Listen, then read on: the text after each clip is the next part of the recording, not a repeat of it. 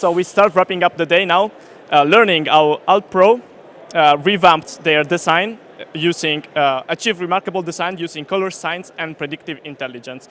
We will do so with Pascal Lefever, International Strategy and Insights Director Plans for Danone, and Hamaekers, co-founder of 1-Inch Whale.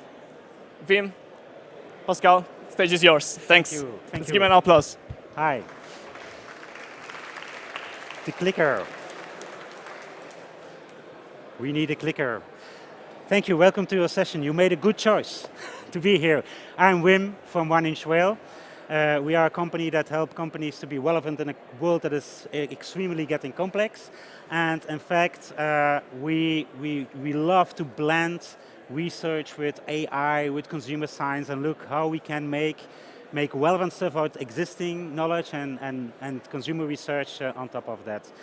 You have the clicker. And I'm very happy that I have Pascal next to me. Pascal, maybe you can introduce yourself shortly. Very nice to meet all of you. I'm Pascal, working as Global Strategy and Insights Director in the Danone Group and responsible for our plant-based business. My profile is I have been in the business as Marketing Director for many years and came back to my passion of insights with the mission of putting people centricity at the heart of the decisions we take in the business. And the case that I happily want to testimony is how the science of colors and predictive intelligence helps to make faster and better decisions in the business. But before I give the testimonial, I first let Wim explain you a bit more what it's all about. Thank you, Pascal. So just a few words about 1-Inch Whale. In fact, we help companies with their strategic innovation and product development, service development, packaging, and go-to-market communication.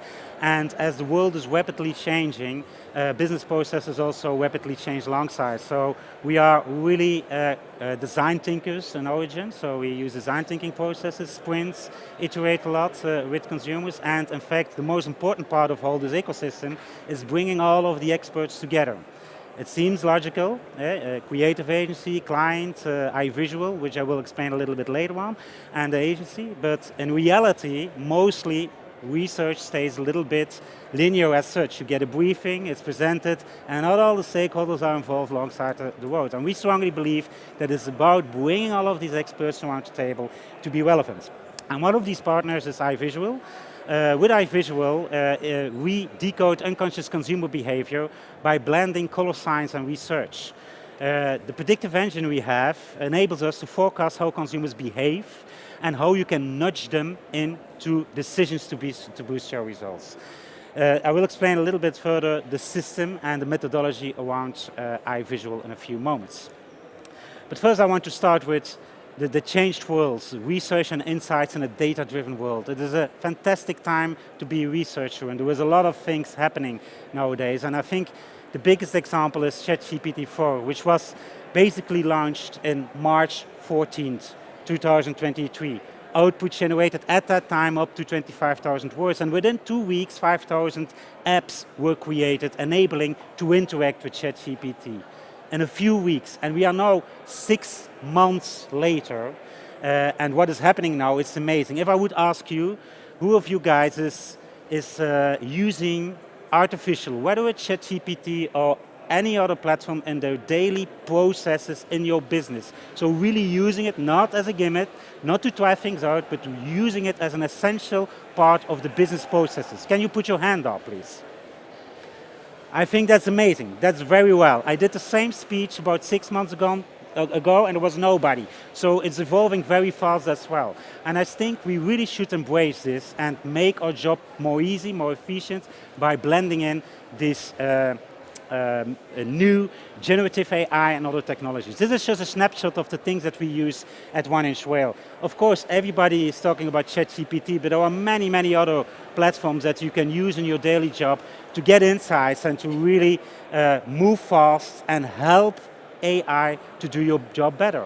And I will tap in very shortly on Synapse. Synapse is a platform where you can generate ideas. We use it for ideations and to fuel our innovation funnel and our innovation workshops. And we did a kind of very quick check, a very quick exercise, for example, with consumer batteries. I have to approach a little bit closer. That fits the appliance, long-lasting, and is both rechargeable and sustainable. So that could be a prompt for one of our clients, which is in the battery sector active. And then you get, well, tons of ideas. I'm not going to list them all, but if you read them, there are certainly elements in there which you wouldn't have thought about in an ideation session. So it can be used to fuel it. But of course, there are also some ideas which basically a line of long-lasting, sustainable and rechargeable batteries shaped like a I wouldn't do really that kind of innovation. So you have to separate the bad from the good. But in fact, it helps you really to be relevant, and more fast and effective in your ideation process. So you could question, is our job in jeopardy? And do we still have researchers like all of us here today? And if you ask that to ChatGPT, we are on the 8th place, which is, well, it's not too bad, but it's also a little bit worrying, yeah, right? I see some faces. Oh gosh, what is going to happen with my job? And in fact, I don't believe that our job is in jeopardy, but the job of the people who do not use AI-driven platforms in their daily job, these are in jeopardy. So your job will be taken by somebody who is quicker and more efficiently using the tools in order to get better results solely than doing research. And as we are talking today about packaging design, this is a quote from one of my friends who is a designer in general more, and he sent me this. To replace graphic designers with AI, clients will need to accurately describe what they want. We're safe. Sorry for all the brands here. But in fact, he's not totally right. Of course, he's a bit right, because it has all to do with the prompt that you give also to the AI machine and the business relevancy and business sense that you have yourself. But in fact, also for graphical designers, those who can use AI to their advantage will be the winners and the others won't. So let me tap into color science and the predictive engine that we use to predict consumer behavior without any consumers involved. In fact, everybody here knows, I think, I hope, the Daniel Kahneman work. Hands up. Everybody should know. If not, you should read the book as soon as possible. We all agree that 95% of everything that we do are automatic systems, so it's intuitive. It's our unconscious behavior, right? We all agree to that. It's happening.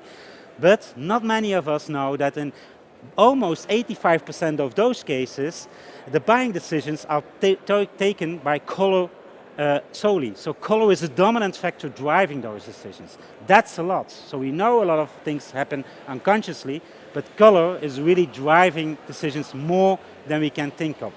In fact, 60% of the consumers accept or reject a brand or a packaging solely because of color. And we see that also in research. If we are doing research about brands, about packaging, the first thing that people talk about is mainly the color of the brand, the color of the logo, the color of the product, and other stuff. So it's an important factor there. And of course, if you consistently use the color in the right way, it increases the recognition of your brand, but it's of course the case that you have to use the right color tone to have impact on consumers. And that's what the talk today is about. When people decide, there is a visual hierarchy. There is a visual hierarchy that defines how we behave and act in the world. And the first is color. Our eyes immediately are captured or drawn by colors to a certain area, to a certain visual component. And secondly, shapes. And that's because colors and shapes, they are much easier for the human brain to decode. We need less energy, less processing than words and numbers. So if you want to communicate in an efficient way, you have to do that as implicitly and visual as possible and nudge people into this behavior rather than using a lot of words and numbers. And I think we all agree to that. We live in an era where there is a lot of visual communication and we don't read all those long texts anymore. It's finished. So now let's step into the world of science and the world of colors. How do we see colors? To understand that, we all have to go back to our primary school. We all learned about light. We all learned about color codes, right? You still know it? Somebody can explain it to me? That's a little bit less. I'm going to try to explain it very shortly because time is limited as well. But in fact, color are electromagnetic waves. And they are in the spectrum of the spectrum that you see on this slide. We all know ultraviolet light, right? We protect ourselves with sunscreen to that. That's correct. We should too, in any cases. We know X-rays and others, and microwaves and radio waves. And in fact, light is just one small spectrum of all these electromagnetic waves that are projected towards us. And in fact, it comes on our eyes and it is decoded into a color. And the wavelength, the frequency, defines which color we will be experiencing, perceiving. And as you can see here, the blue indigo colors have a very high frequency, the red, the yellow, orange colors have a very low frequency. They have another meaning in our brain, and they also can radiate a tactility. You can feel colors. If you are in a blue room, you will feel colder than if you are in a red room, because it's a physical thing which is happening. So today we are going to talk about colors, but we are not going to talk about red, blue, yellow, or green, so to say. It's about which color tone, which tonality of color are you using and has an impact on human behavior. And I'm going to explain it to you in a very simple example, which is here. We have two wine ranges here, A and B. I'm going to ask you one simple question. Which of those two is the more complex in taste, is more aged, has the strongest taste? If you look at those two ranges here, is it rather A or B? Put your hand up if you think it's A. We have consensus. Everybody says and thinks and feels that this wine is definitely much more aged, complex in taste. And indeed, if you look at the meaning of the colors used, it's a totally different world we are tapping into. Regardless of the fact that it's just a tonality of red, different red, green and pink, we all feel the difference between those two labels. The top one is more high-end, more quality perception. It's consumers accept a higher price. It's more complex, stronger taste, possibly for food pairing purposes. Whilst the below one is for the commercial market. More commercial look, lower quality expectations, less strong taste perception, and consumers are attracted by a lower price. So just as tonality and color has a huge impact on consumer behavior. And last thing is the proof of the pudding is in the eating. This is the Google example. I'm not going to explain it too much. You can Google it. They made over $200 million just by shifting a shade in the advertising link of color. And that was the impact that they have seen. Because this color, this shade they used was much more activating than the other ones. So the whole eye visual framework and methodology is based on about 50 years of work from an engineer, Luc van Rentegem, who has dedicated his whole life to multisensory worlds and color. And it's based on color science, statistics, sensory science. There is a bunch of empirical studies that have been put into his hand and analyzed, and tons of validation products that he has carried out. And that all comes together now in an engine, a predictive engine that you can use to predict how colors has an impact, how shapes have an impact on consumer behavior, and which associations are linked to that. But we'll explain a couple of these elements much more when we go to the case. And Pascal, he's waiting very eagerly to go for it. So I'm going to give the floor to Pascal to explain the Alpro case. Thanks, Phil. I'm happy to do so, because all of that knowledge and insights and the importance of science and predictive intelligence, how did we use that in order to come to better and faster decision taking into the business? And that's what we've done with the Alpro case on developing the new packaging for Alpro. Alpro being a global brand or an international brand in Europe, so we developed that for all of the countries together. So it was important that we had the robustness of the science and the intelligence behind it. And we also have an expanding range of products. So it became much more important that we were deliberate on how to make clear decisions based on colors, shapes and fonts, and not only choices, because packaging, everybody loves packaging and everybody has an opinion. So if you start managing a project with many, many stakeholders in place, it's always good to put the consumer and the shopper again back into the center of the decision taking. So that was the ask and the collaboration we did with 1 Inch Whale on getting that into our packaging journey. So how did we approach it? We started with a very in-depth understanding by talking to consumers and experts on fundamental understanding of the meaning of the different ingredients we play with. What does it evoke? And we use like the eye visual mood boards in giving it a tonality, a voice, a kind of emotion that we use in order then to orientate both our product orientation and our packaging orientation. Secondly, together with 1 Inch Whale, we did that eye visual analysis of the pack design. And the great thing about it is it objectifies the implicit decoding of the elements that Wim showed, color, shapes, and structures, fonts, how that can put a reading structure into your pack. So the analysis was done on color, shapes, and contrast, and we did it on 2 layers. We first did it on the Alpro products on its own to see the impact, how it plays on our total product range, and how you can create subcategories within the range. But then we also did it on a competitive level to see how our total brand stands out in a competitive context. And I want to share with you 4 learnings that we captured from the project, which really helped us to make better decisions. First of all, the grid, the gestalt, the form of the packaging leads consumer expectations and also drives the product perception of what they will have.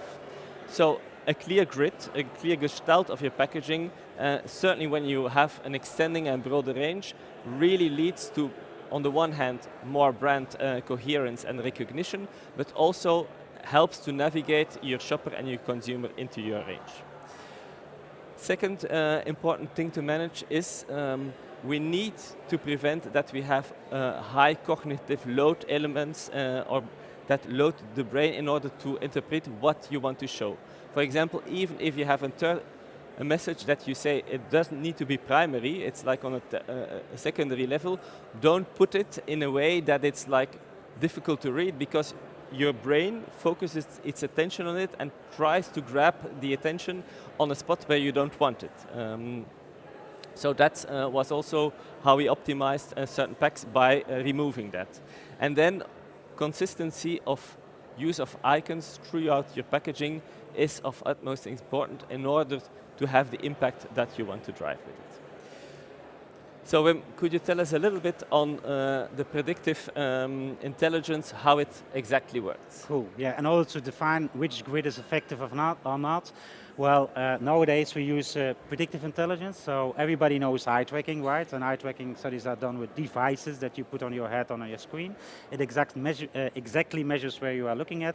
Nowadays there are platforms which are really very accurately predicting on the base of previous data where people are looking at. And it's just giving you where is the attention going in the first 3 seconds. And we conducted, this is one of the elements of the predictive engine, because of course we can semiotically see, look or analyze what the meaning is of the different visual elements, but we also need to see how the eyes goes and how which elements attract or not. And in fact, it's really accurate, because at the same time in parallel, Alpro was conducting a real shelf test with eye tracking, and the results were almost one-on-one comparable. Can you imagine the time that you win and the money that you win by using this technology?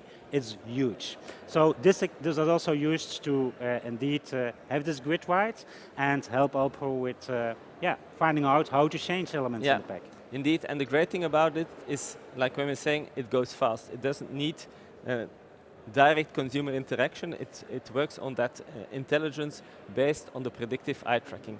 So on the heat zones, you see what grabs the attention in the first 3 seconds when people see the pack, and you already see that by playing with that and the implicit decoding of the combination of colors, shapes, and fonts really helps to already have like different navigation into your sub-ranges. So you see from the first 2 packs are more about the experience as such and the pleasure that is being evoked by pulling the attention to like more the emotional words around chocolate and coconut. Then the second one is more where you have your brand. You want to be the bright brand icon and the signpost brand in your shelf. So it focuses your attention on the brand and the core range. And then we have on the the two left packs, you have where it's more specific ranges, where people are really looking for, like the barista or the no sugars. There, the banner, by using a banner on the pack, it immediately attracts the attention of the shopper and the consumer. So that helped us by while creating a range, having differentiation in how to navigate into pack. So that on the first learning. Second learning is about that the visualization of your core product image should support your buying, of course. And the visualization, how people decode that is very different, and you can play with it. So, on Alpro, what we deliberately done is play with the visualization of our core ingredients. And I mean, so on the left-hand side, you see more the end product, so the product in usage, because you want to evoke that experience. While on the right-hand side, you are more focusing on the ingredients as such, because we wanted to express Alpro as being the multi-ingredient player into the market. So by playing with that, you can already distinct how people will decode and shop your category. Then third learning is about colors and the subconscious associations colors have and how does it implicit change the consumer behavior and perception. It's both on the tonality of the color and the volume that is used in your packs. For that, Wim, maybe very you explain. quickly explain it, because I see the time is running very fast. So in this 360 color wheel, we have over 10,000 color tones, and each of them has its own coordinates and meaning and association. And basically you can divide or cluster these colors into two axes. This is a vertical X. Everything on the left-hand side, these are calming colors. Everything on the right-hand side, these are activating colors. So as you can see, the puka example, it totally gives you another feeling, calming versus activating. Second X is the horizontal X, and that's the X where everything on top are warming colors, so they give you basically a warm feeling, and everything which is below is giving you a cool feeling. It's has a cooling effect on our brain. And Mentos, cool, mint, that's why mint is mostly blue, because it supports the intrinsics and the taste perception of your product. So that's how the system works. Yeah, and that we definitely used into the further development of our packaging. As Alpro, we came from a very health-focused brand, moving to a more, in the vision, we want to be that inspiring health and taste-driven brand, appealing to everybody in the market. So we used that insights of colors. How can you rebalance in your packaging more next to the green and the white, who expresses the healthiness and the naturalness, also more color into bringing more taste and appeal and sensation into the packs. Fourth learning about the journey is about increasing the activation and the trigger to buy by improving the color temperature. And for that we used that 360 color wheel, where you exactly with the tool can plot how your packs plot on the wheel, and how you can, by having that in your range, activate different needs into your range. So you see on the left-hand side where you have more the indulging and more tasty ingredients, they work more on the warming, activating side, while on the bottom side, it's more about the calming and cooling for the more health-positioned products. So it helps you to plot your full range on that spectrum of implicit needs, how to activate all products in your portfolio. And then we also do that into a competitive context to see where are the competition sitting, and did we miss somewhere a wide gap into the market.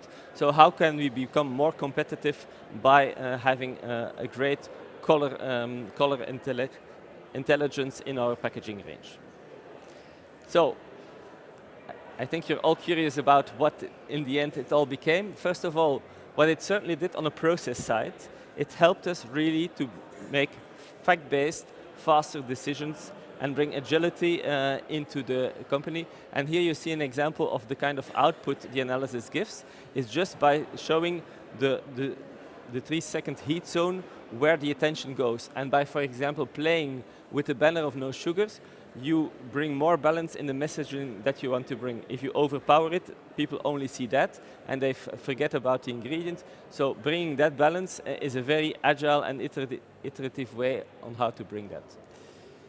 So this is how the full range now looks in your store. So I hope you all have already discovered or will go to discover on the new design of Alpro in the range. So bringing big standout as a brand, but then within the range playing with it. And you see some different elements of what I showed into the previous slide. For example, how we depict the almond. We wanted to go big on taste, so we showed big almonds, while it was very difficult for the mind to, if you only see part of the almond, to depict what it is. So hence why we showed again full almonds in order to have that ease of shopping and navigation. So Wim, so I hope that everybody is a little bit more attracted to the brand, and you have new customers today. Who knows? Who? Maybe hands up. No, you can talk to him. Maybe he can get you some samples. I don't know. So I will end this presentation about what is the future looking like then, and especially for the predictive engine that we have now, which still is quite some manual work to do and getting the pieces together. So we have been working very hard the last 6 to 12 months in building a platform, an AI science-based platform. It's going into the beta version in the upcoming months and will be launched to the public on January. And it will embody all of these elements that we have talked today. So the predictive engines will be plugged in.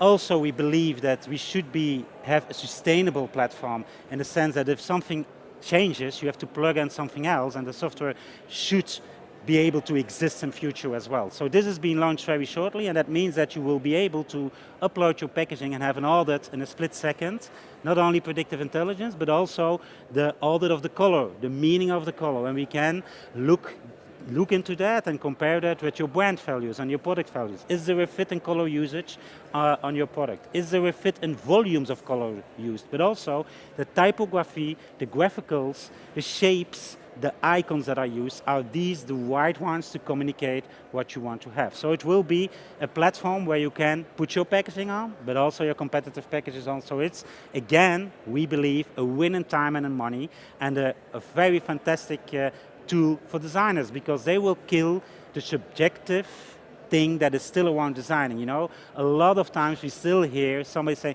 I don't like that. It will kill it. It will objectify it and will help you to move faster and very impactful in creating your packaging design. So we're at the end of our presentation. I want to leave you with a couple of takeouts, and then we still have some time, I believe, for question and answers. So I think, obviously, using the right color tone is really necessary and can nudge the unconscious consumer into your desirable behavior. Secondly, scientifically chosen colors are key for better performance. Back it up scientifically. The knowledge is there, just use it. And Pascal already have told it, iterate at an early stage and use these tools to iterate and to be more performant, not only in the process, but also in the output or in the end for your consumers.